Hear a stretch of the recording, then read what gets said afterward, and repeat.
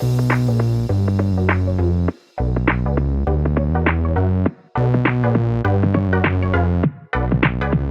everybody to another episode of Chris and Dave's Reality TV Cast. I'm one of your hosts, Chris, and my co-host and very good friend is Dave. Hey there, Chris, and hello to our listeners out there. Welcome to Chris and Dave's Reality TV Cast. We are covering Love Island UK Season 9, Episode 1, Chris. So we're back again for winter Love Island. A bit odd, Christmas, but where would you like to start today? Well, Dave, let's talk about the shit intros we got. So welcome back, everybody. We are back. We are back as always. Yeah, so we hate these intros to Love Island. The Aussie one did the same where, someone's like fucking serving someone in a restaurant and they throw a drink on them, or, you've got Kai there, supposed to be a parents' evening, getting phone numbers off one of the parents, apparently, Dave. Because that is obviously everything you're allowed to do as a teacher, and he goes off. Better than the students. Let's not go down that route in the first episode, but there you go. A minute in. There was a second there, and I thought it was a student. I honestly thought, why is a student giving a phone? This is inappropriate. Then I looked again and thought, oh no, it's the mum. She shoos the son off. But anyway, intros are terrible, Dave. But we get the new host, Dave, Maya Jama. So what are we saying, David? Well, you said you had all this planned out, what you were going to say. Didn't realise you were going to ask me. Listen, Chris, I think we can already tell. I had no idea who Maya Jama was, to be honest. Apparently, Laura was going to start. This new person was going to do it. All right. Whatever. You know my opinion on these Love Island hosts. That what do they have to do? They rock up every now and then, say a few scripted lines, and then bugger off. I have to say, Chris, what a start. So out of all the different Love Islands we've watched from the UK, the US, Australia, I have to say, she's started in a great way. I mean, first off, look, it's undeniable. She's absolutely stunning. Kind of thought she was one of the contestants initially, and she'll be cleaning up, but apparently not. But she does seem to have she has a bit of, I don't want to say bants, Chris, but she does have a little bit of chat, a bit of banter. So it's not like the classic was Sophie Monk, wasn't it, where she rocked up one week. Didn't even know what was going on, seemed surprised by everything, and then couldn't even be asked to turn up the week after. But she seems more engaged with it, Maya Jama. So, I think it's a really good start, to be honest. Now, I didn't really hate on Laura Whitmore quite as much as you did, but you can see there's an immediate upgrade in every sense of the word. Yeah, and I think you're right. I think she is naturally a presenter. I know who she is, Dave. I've followed her for a long time on Twitter. I'm just going to make a disclaimer, though, Dave, because obviously my wonderful, beautiful wife of 25 years, Dave, she listens to this podcast and she knows that there is not one woman on this planet that she has to worry about, Dave. But I knew there was a butt coming. I told you about the butt sandwich. You can never do a butt sandwich. You can't say that shit and then put a butt in there. Anything you say after renders the first bit redundant. Okay. But go on. So all I'm going to say, Dave... You've got the rope.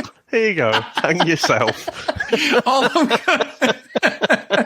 all I'm going to say, there will be no calling of Maya Jama on this podcast, David. And if I hear one word out of your mouth calling her, there's going to be trouble, my friend. That's all I'm going to say. Okay? Let's leave it at that. I've not hung myself out to dry too much. I think everybody can read between the lines. But yes, she's a stunning lady. I think she's got a bit of sass about her, but it's whether the producers are going to let her tackle some of the contestants. Because we all know last series, fucking Laura on the After Sun and everything. And I know she had to toe the company line. And respect to her for leaving. She said there was a few differences. I'm hoping that the differences were what we kept saying. Why are you not addressing people like Luca and all that? And they just played it off as friendly banter when Luca was a raving fucking psychopath. Yeah. Ooh, you know what I mean? He's just been a bit possessive, you know? Oh, really? Coercive control, you dicks. Yeah, exactly. So they never fingered on After Sun. They played it all as like, and fucking the podcast and everything, which coincidentally, we do have new presenters for the After Sun, Dave. We have Sam Thompson and we have India from the last series, Dave. So she's the co-host. So well done to India for getting that exposure. And I do believe India's been one of the most successful contestants. So I am virtually clapping India, Dave, because she was nice, India. So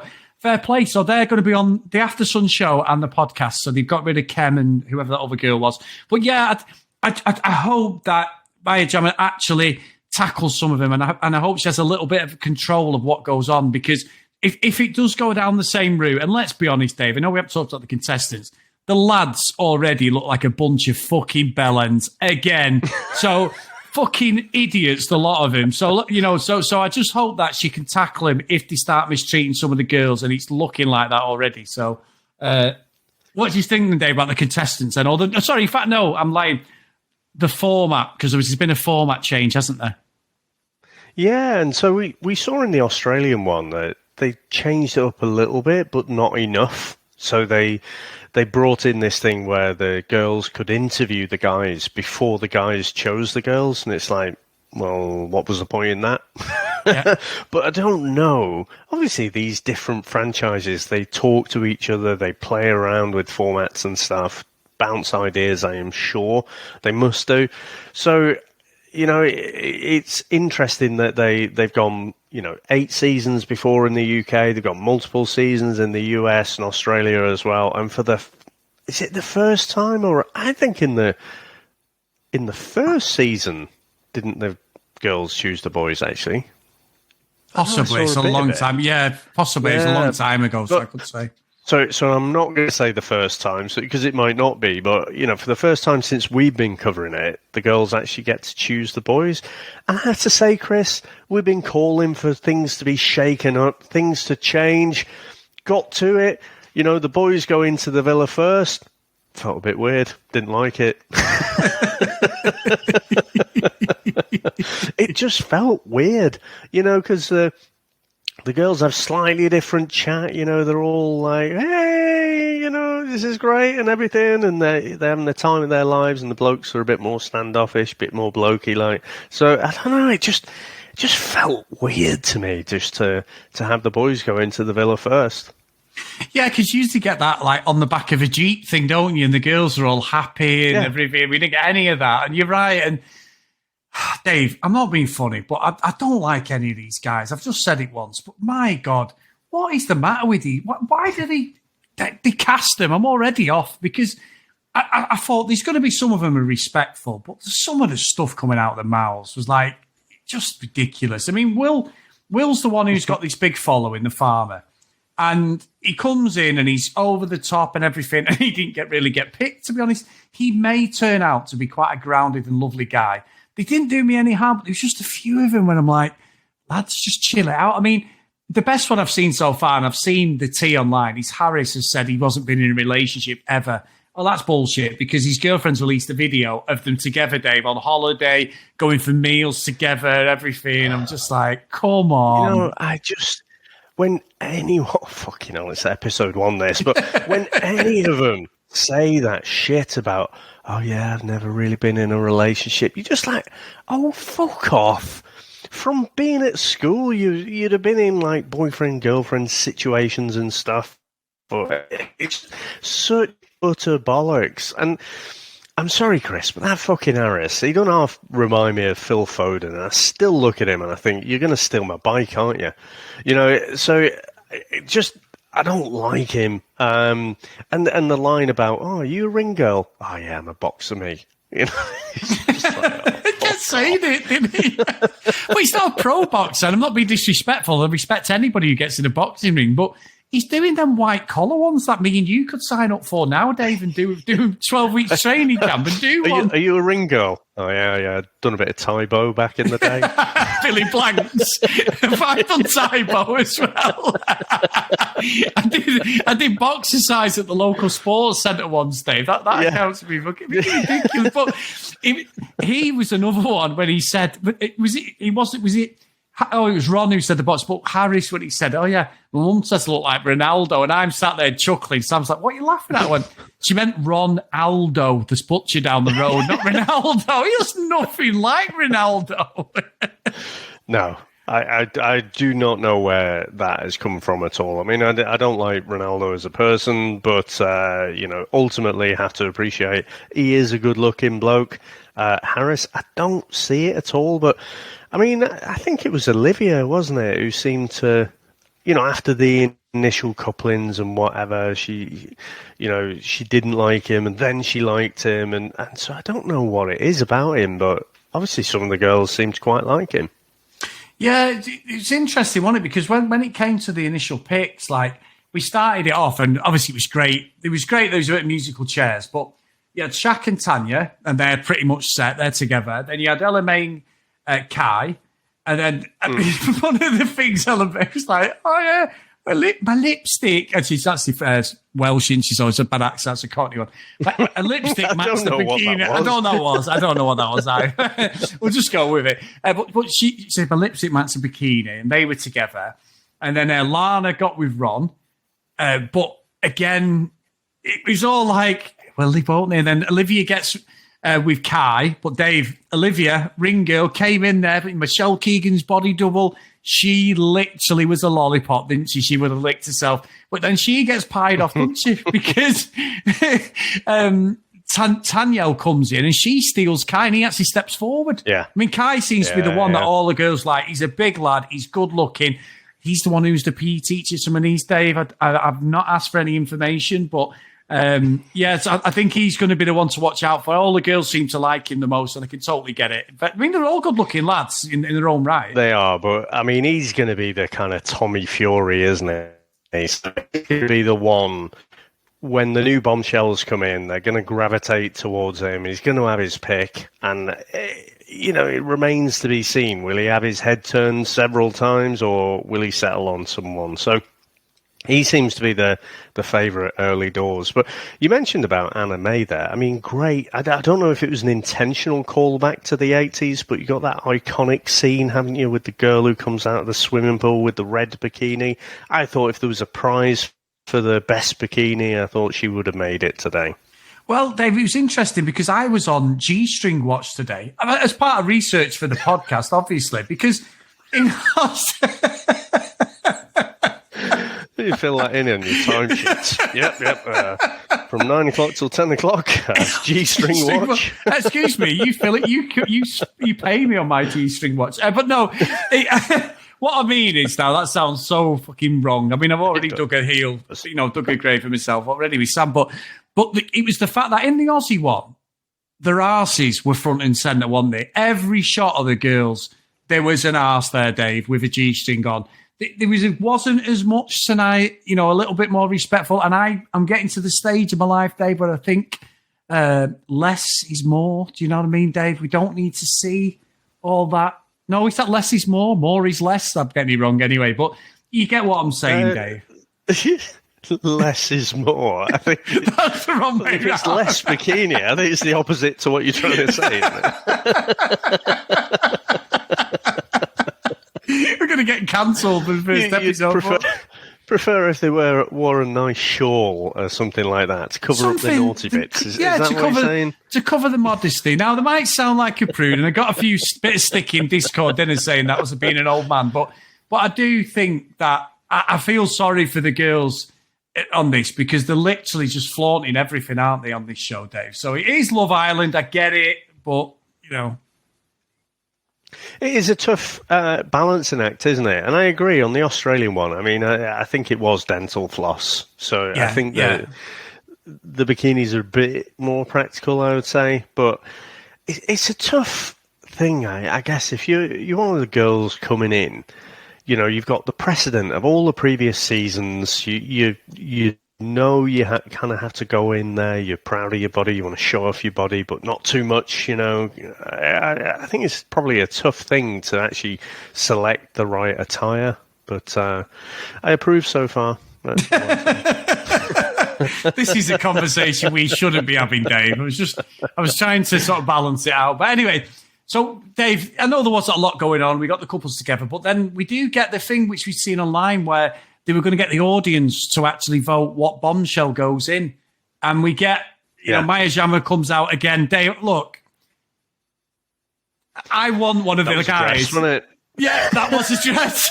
I want the guy, one of the guys, to turn around and go, right. She goes, who are you going to pick? And he goes, you. Let's go. You know, I want to go on a date with you.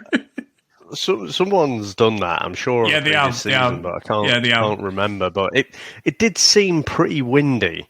It did look like she was struggling to hold on to that dress for a little bit of the time there. Right, we need to get away from all this talk now, don't we? We need to stop what we do. Let's get on to Will Young. yeah. No, right, I just want to say on Will Young, not the singer, the farmer. But, I mean, you saw Olivia saying that, you know, he's not that interested. He's already kind of in the friend zone. And they're all kind of saying, oh, Will, isn't he so funny?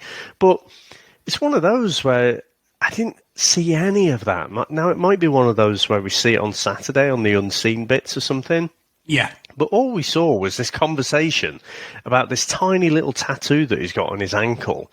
And, you know, this awkward conversation that it's like an ex-girlfriend's initials or something like that. And it's like, already he's like, oh, well, you know, what if it gets out that, you know, it's, you know, if I say it's something else and it'll all get out like he's fucking Tom Cruise or something. So he didn't ooze someone who was really funny to me. And I'm wondering if he's going to last very long at all or if he's going to be this season's Anton. Possibly, but I do think you've touched on something that, look, by the end of the week, we all have Love Island fatigue. It doesn't matter what we say. But genuinely, if you have the time and it's available where you are in the world, the unseen bits are actually probably the best bits of the week because there's so many contestants. When you watch the narrative of what the producers do on the normal show, and then you think, God, they're boring or they're always unhappy, they're always moaning, blah, blah, blah. And then you see them and you find that the games that they play are more interesting, that they flesh out the characters. Some of the people who we and you have gone at on this podcast and we've gone, oh, what an absolute villain, blah, blah, blah. And then you watch them on the unseen bits, Dave, and they're actually just normal people. And we know now, there's a lot of people. So what happened last series, and we mentioned it a few times, was a lot of the contestants went on to a couple of podcasts on YouTube and spilled the beans about that there's a voice from above that tells everyone to say it's Kai and Ella May or Kai and Olivia. Right, Kai and Olivia, can you go and sit on that chair and just talk about this? And that's where these conversations, they're not organic most of the time. Whereas the unseen bits is just them dicking around, Dave, because they don't think they're on camera. So they are really prompted when we watch it on the show. So you have got to take it for being a reality show, as I'm doing the air quote fingers thing. But there is a lot of steering them in the direction of the chat. So if you are interested in what really goes on, it is not a bad watch, to be fair.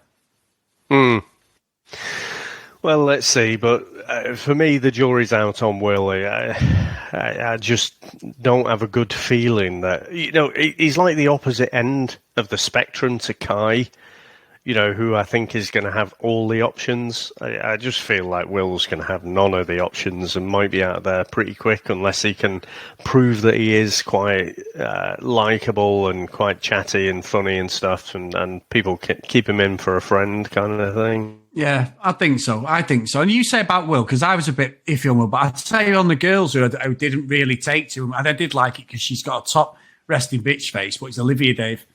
I think she thought she was going to go in there and be top, you know, the top dog. Yeah. She may be as it goes on, but as soon as Kai pied her off, and she's like, yeah, okay. And then she was chatting to, I think it was Lana, the makeup artist, and she's like, just be honest with me, you've just got to be upfront. And I thought, she's definitely going to be the first one to kick off. So great contestant, but I can see that I think she thinks she's going to be like the Ekin-Su of this show, Dave, already, because she's an actress. Yeah. Don't forget.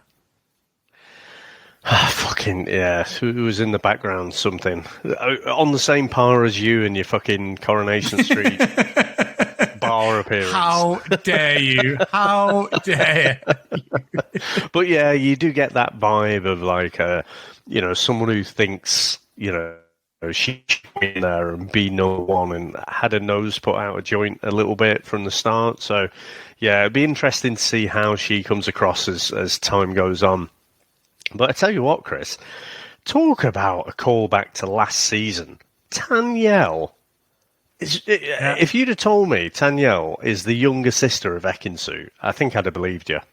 Yeah. I said it when we did the preview, didn't I?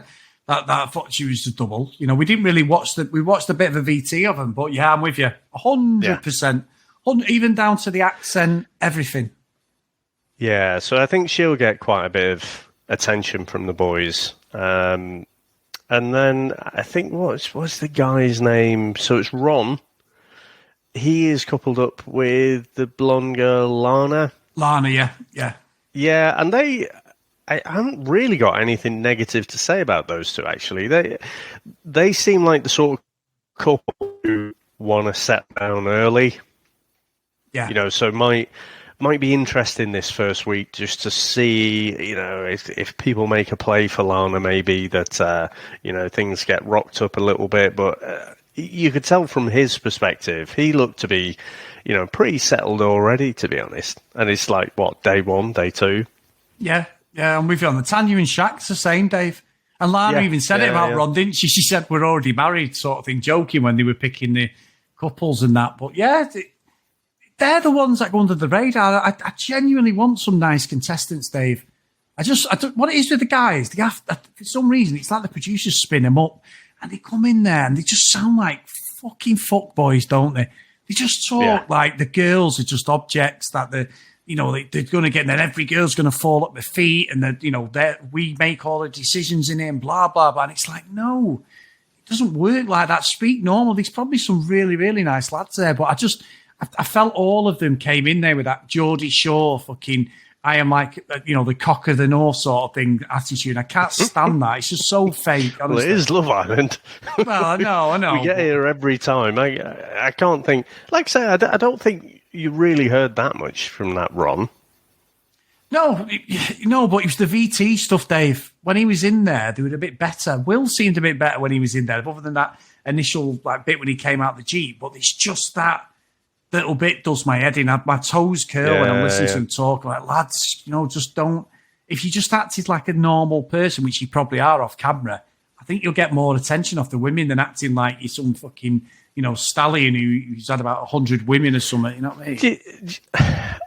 It's got to be producer-led, that, though, isn't it? It's got to be, like, they're teed up for that shit. Oh, yeah. Because they've got to tee up for it, and they've got to, actually edit that bit out and show us that bit. So it's all just, to create that bit of drama. But, I mean, we're discussing this, though. Do you not think it's interesting that they've taken their social media accounts off them this year?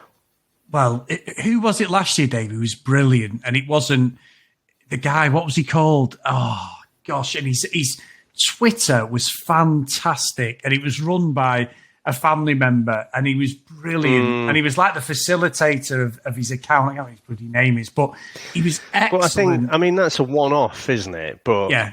A brilliant callback when you can't remember the name. I don't remember the name either. But I think maybe. I know it's more often than not, it's like people like Luca, people like Jax, who, are basically dicks on the show, and then their family are the ones left managing their social media accounts. So I wonder if it's to kind of starve that particular avenue for trolls of oxygen, so they can just eliminate that negative part of the show. Yeah, maybe. But also some of the stuff with people running it, look at the stuff with Luca, Dave. You couldn't ignore that last year. And they're going to stick up for him because it's his family, won't they? You know what I mean? But it was that account got into a lot of miver with people because at the end of the day, it's the son, isn't it? They know him better than anybody. We're watching him on an edited show. I don't think he did himself any favours, and hopefully he's grown up. Well, I must admit, because he showed himself to be a massive dick when he came out as well. Well, yeah, I know. I was hoping no one was he'd editing grown. that. No, and I saw something the other day with him doing some TikTok thing with another contestant, which is a bit of a trend online where you bump into someone and then like look back at each other like you're having a bit of a showdown. And it was someone from Series 5. And I'm like, oh no, I'm fast forwarding this. I'm not even giving you my time because I just thought he's such a dick. You know what I mean? So, we'll see. I think that's the right decision, though. I really do. And plus, Dave, don't forget, it doesn't influence the show because if Will's got 1 million followers on TikTok, how easy for is it to someone do like a call to arms message? Oh, we need you to vote or whatever. You know what I mean? He should be able to win it off his own back, sort of thing. He's at a massive advantage over everyone else. So maybe it's that. Yeah, I think that's always the same, isn't it? Though. But let's see how that affects the show. I don't know if it's. Would that really affect him? Because like Gemma Owen last year, you would think, well, she's probably had the biggest following out of everyone, or was the most well-known. So she'd have automatically won every vote, you would have thought. But I don't think that was the case. No, that wasn't, was it? I mean, I've seen Gemma Owen and her dad. I mean, her dad is terrible. So cringe, Michael Owen. They did like an award ceremony pretty straight after the show, and she was quite thinking. He's like, but she ended up being on quite a few shows, Dave. So I don't know what she's doing now. I'm sure that she's earning some money still off the back of the show. Without a doubt, she was quite a popular character, wasn't she? Yeah. But anyway, Chris, we went off on a bit of a tangent there. You were telling me about the new bloke who's coming. Oh, Tom. Olivia said, "Oh, I can't believe, Maya Jama's back again quite so soon." To which I say, why the fuck not? It happens every fucking season. So, but apparently they were all shocked. And we've got a new token footballer in there, Chris. Semi-professional Dave from Barnsley called Tom. He's got a pic of the ladies, hasn't he? So the other guys have got to do the grafting. And it was Akena Dave who last season, his social media, it just came back to me. So that was it, wasn't it? Yeah, Akena, great guy, and the social was amazing. I think they called it something. It was something like the facilitator of his account was brilliant. But anyway, I think he got him into trouble, to be honest, Dave, because they were just roasting everybody on the show. So probably why they binned them off. But anyway, yeah, Tom's coming at the end, voted by the public for a change, which is good, to be fair. Whether that is something that is popular, I'm not sure. We'll see how it plays out. But the thing is with this, which I'll give the UK one already, there was something dodgy going on with the Australian one we just covered. So anyone who's not listened to the podcast or was watching the Australian one, it was all pre-recorded, which we know the UK one is. However, the voting was done by the super fans. Now, there was never any explanation who the super fans were. Was it just Sophie Monk with one of the producers and they were just manipulating it? There was never anything shown to us as an audience where it was bullshit, wasn't it? It was bullshit. It was absolute fucking bullshit. Complete bollocks. It was just so they could record it all offline. They could choose who they wanted to win, who they wanted to put through, who they wanted to vote out, and created this Illuminati called the Superfans. So at least we're back to public voting in this Exactly. And in the UK, it's slightly different because there was all that thing a few years ago about rigging votes, wanting the people ringing in, and it was all manipulated, like stuff like X Factor, Pop Idol, and that's why they've got to be transparent. You could not get away with having a load of super fans. That was the Anton Deck thing, wasn't it? And it was that people were voting after the lines had closed. Yes, taking the money, weren't they? They were still taking money off them and stuff. So so we'll see, Dave. But the situation with Tom, don't know. It's interesting. At least they haven't kicked somebody off in the first episode, which I think they did the last series. She was gone the first day, that girl, I think. Was it the last series or the series before? Oh, they do that very occasionally, don't they? Yeah. But normally it's the same thing. Bombshell comes in, just as everyone's getting settled down at the end of the first night. Happens every time. So it does. For me, decent start. Like I say, with Maya Jama, that's a good start by her. You look like you've got some characters in there from the boys and the girls. So I would say, for me, it's a 6 out of 10. 6 or 7 out of 10 start. Yeah, I'm with you, Dave. I think I'm quietly optimistic, but we've got 8 weeks of this fucking nonsense. So I'm pretty sure after about 2 weeks, Dave, we will be literally going, yeah, when is this finishing? But we will be here as always. I will be. Yeah, you will That's be. the form. Anyway, massive thank yous to everyone. Get your emails in, guys. Do you agree with us, disagree? cdrealitycast@gmail.com. Follow us on social media @cdrealitycast. Please get over to Facebook, Chris and Dave's Reality TV Cast, and join us there. I think we're just tipping 400 friends over there. Please get over there. We were on that last time. We've had a couple of weeks off. Massive thanks to Charlene, as always, for moderating that. We do appreciate it, Charlene. If you do want to support us a little bit more, get over to patreon.com/CD Realitycast. So, the first, Dave, official roll call of honour for this series of Love Island is Cassie, Megan, Kate, Annabeth, Maggie, Kristen, Zoe, Gillian, Michelle, Keith, Helen, Brianna, Joanna, Libby, Katie, Dee Dee, Priscilla, Susan, Hennessy, Lauren, Lucky Luda Green, and Ken Costas. So thank you so much, guys, for your support. And what a great way to start the new series, Dave. And also, Dave, we haven't mentioned it, but let's be honest.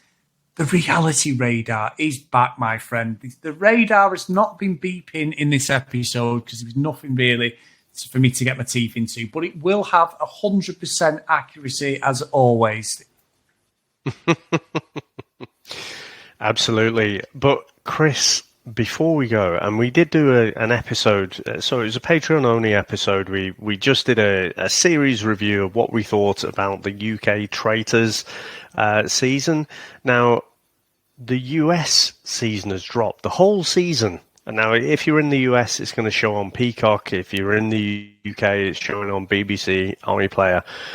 Chris, you've got to watch the whole of the season because I need to speak to you about it. But I can't speak to you until you've watched it. So you need to get watching that as homework as well. Right. Okay. I'm not saying we might do a recording of it or whatever, but I just genuinely am bursting. I need to speak to you about it. Right, okay. Leave it with me. I'm currently going through Housewives of Beverly Hills, Dave, which we're 12 years behind at the moment. So we're working our way through. There's a woman from Housewives of Beverly Hills. What's her name? There. What's her name, Dave? I don't know. She's old and blonde.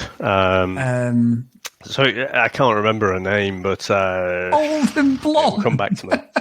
Old and blonde, yeah. Camille, Adrienne, no, Taylor. You could basically throw every name out under the sun, and I would not recognise it. But honestly, just to people out there, if you can get access to it, I would recommend it. Probably fast forward through the challenges. For me, doesn't really interest me. It's all the backstabbing and everything, all the emotions that are flying about and stuff that does make me laugh there. But yeah, with the US one, they threw in some of the reality stars. So there's people from Housewives of Beverly Hills, people from Survivor, as well as some normal people as well. So nice. I would say the UK had the edge because people just went off on one, like went really fucking crucible, proper Salem witch trials. Like they just singled someone out and that was it. As soon as someone was accused, the whole group would gang up on them. Whereas the US one, because they've done reality TV before, they're a bit more reserved, but no, it's still well worth a watch. Right, I'll get on it. I promise you, and I will report back. Because we blitzed the other UK one really quickly as well. So leave it with me, David. Cool. Okay, well, thanks very much, sir, and thanks to everyone out there for listening. And we'll speak to you next time. Bye.